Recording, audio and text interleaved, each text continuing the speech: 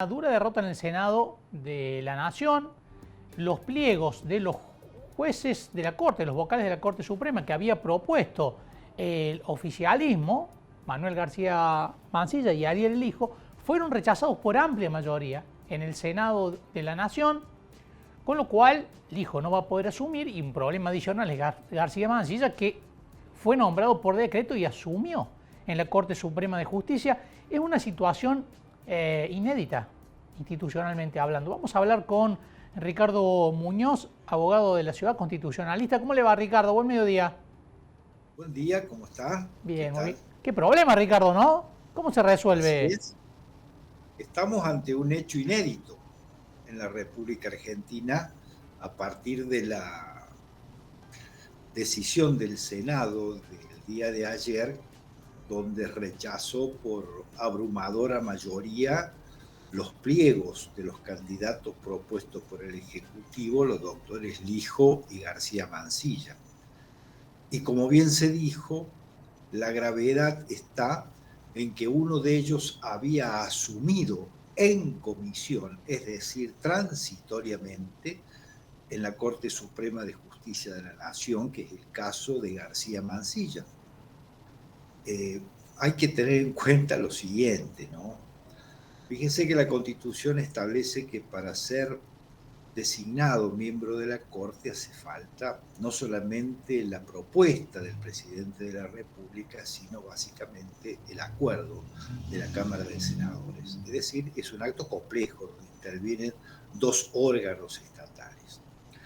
Y el Senado tiene que dar el acuerdo con el voto de los 2/3 de los miembros presentes.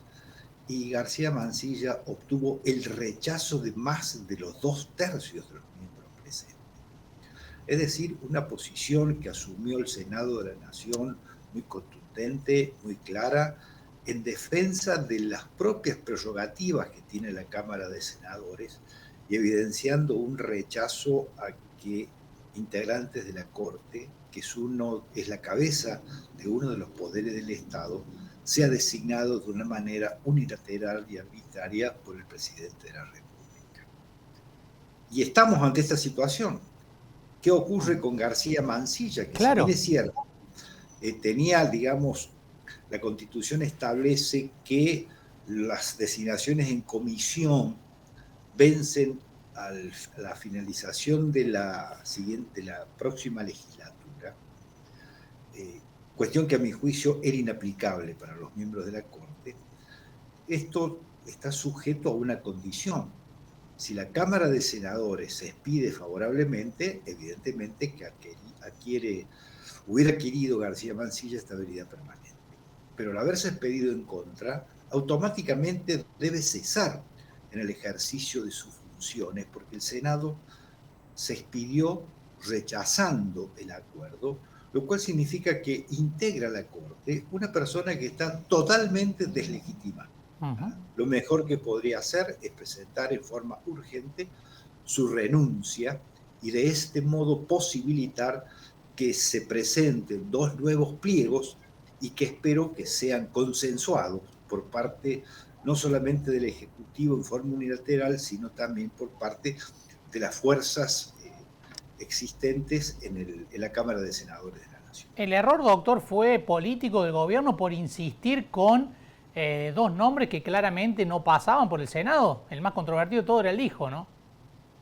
Efectivamente, hay un doble error, a mi juicio.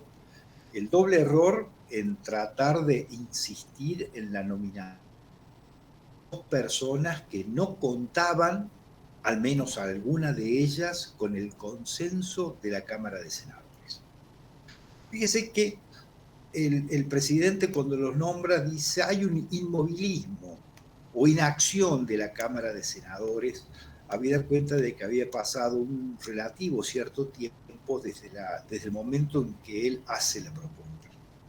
En realidad, no hay un inmovilismo de la Cámara de Senadores, sino que cuando la Cámara de Senadores no se pronuncia expresamente ni a favor ni en contra, le está mandando un mensaje al Ejecutivo para que cambie y modifique los pliegos.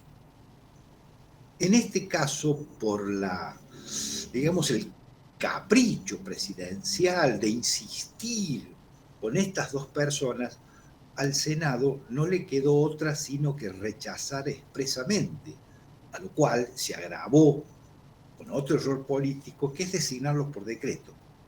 Esto incentivó, a mi juicio, o provocó al Senado para que lo rechazara. Uh-huh, uh-huh. Y ahora, bueno, una cuestión de difícil resolución, hay que empezar el proceso de nuevo, ¿no? Más allá que el hijo, que García Mansilla renuncie o no, hay que iniciar todo el proceso de nuevo, se supone.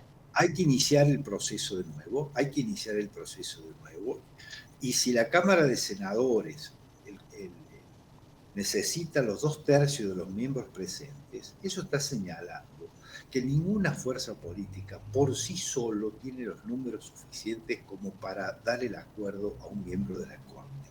Es necesario, en el mejor sentido de la palabra, negociar, digamos, buscar candidatos de consenso. Y en este caso concreto se sumaba otra situación, que ninguno de los dos propuestos era mujer, lo cual ya es inadmisible a esta altura, que dejen las mujeres de integrar la Corte Suprema de Justicia de la Nación. Es absolutamente inadmisible. Doctor Muñoz, muchísimas gracias por estos minutos. Ha sido un gusto, como siempre.